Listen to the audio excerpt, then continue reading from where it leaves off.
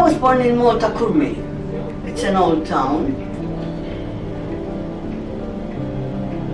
Oh, I suppose it was hard after the war. I was always busy because I was the eldest, looking after the kids and take them for walks and help around. Well, I had 10 and one died as a baby before we came to Australia. My brother is, but then I'm the second eldest and I'm the eldest from the girls, so all my jobs was on me. I stayed in Courtney till I was under 4 years old. Then we shifted in Mesida.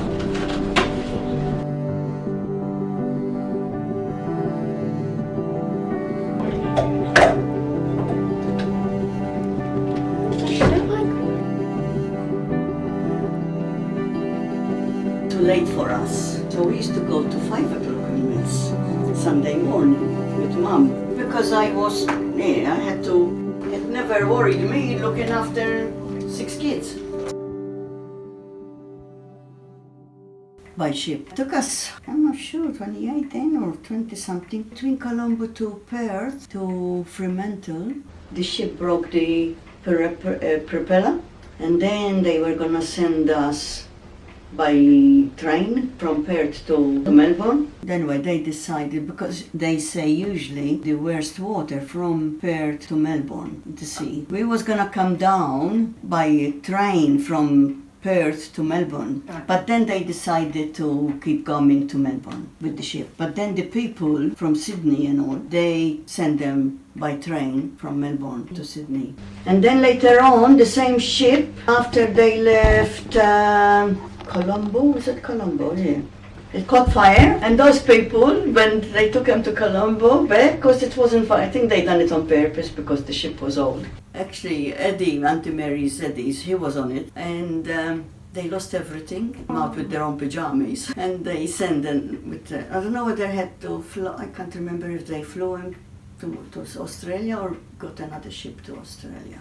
My mother's cousin, she lived in Morwell, and she done sponsor to my father, and my father and my eldest brother, they came together and they went there in her place until we came. We got here in February, we came in August. In the meantime we went to Courtney, back to Courtney, because they sold the bakery in Mesida with my grandmother until we came here. 6 months later we came. And I had all 6 kids, 13 grandchildren, so far just 1 great child. It's called Bhal Fil-Forn. It's more or less like a dish in the oven. It is Bhal Fil-Forn. Oven is forn, Bhal it's like.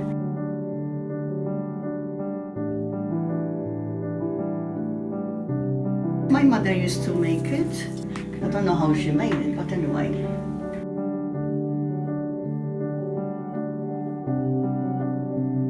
My dad loves it actually. Or if I say Bhal Fil-Forn, oh good. He does, he likes it.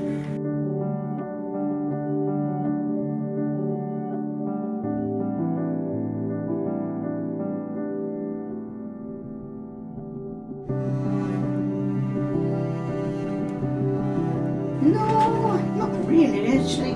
My husband encouraged my parents and my mother encouraged Grandpa, my father, to come. My father never wanted to stay to Australia. He always wanted to go back home.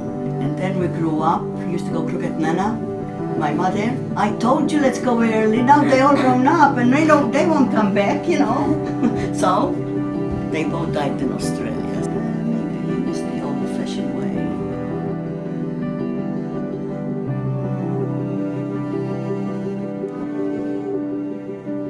You do put oil and water in it, and as soon as it starts boiling, Drying out, you put more in.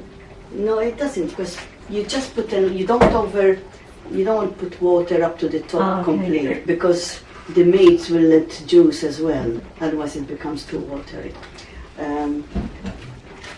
That come like the gravy. You just simmer it until it's cooked. Might take maybe half an hour. The best meat for it, oyster blade, not other things, like the oyster blade. Cut it thin. Usually the butcher gives you pieces big.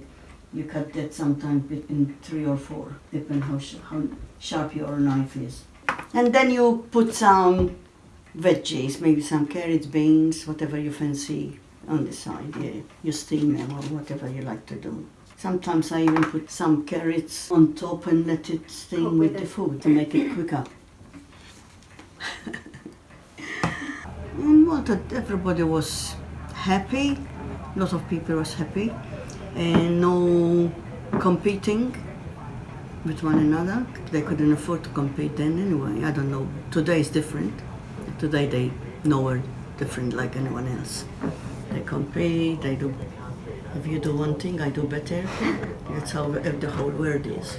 When Malta had the George Cross, because of their spirit, and they fought and won the Germans for a small country. They won the Turks in the 1500 for a small country, you know. When the war, they was running out of food because they used to bomb Malta every day, bad. And the ships, when 3 ships was coming in, two of them, the Germans bombed them, and one of them came half bombed with food.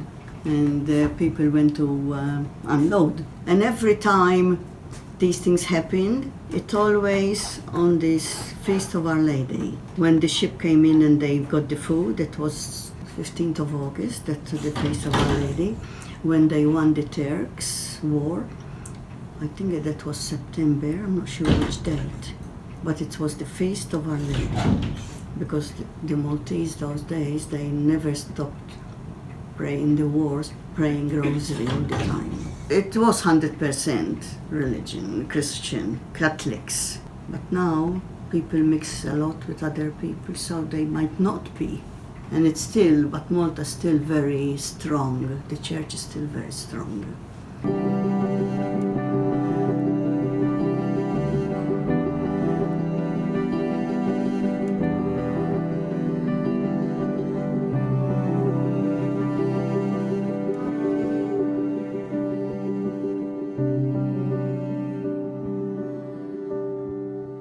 Grandpa used to work for my father when he was in Malta. I was young, and he was young because he lost his father when he was 14, so he had to leave school and get a job.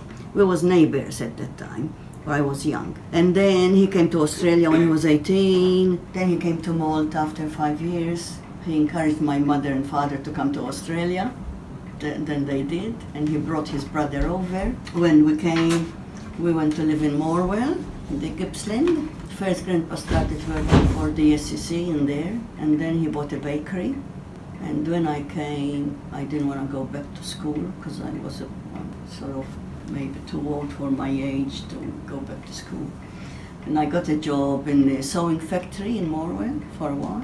Then I got a job in the bakery, deliver bread, and after 3 years, Grandpa sold it, my father sold it, and they bought a milk bar with a small service station in Traralgon.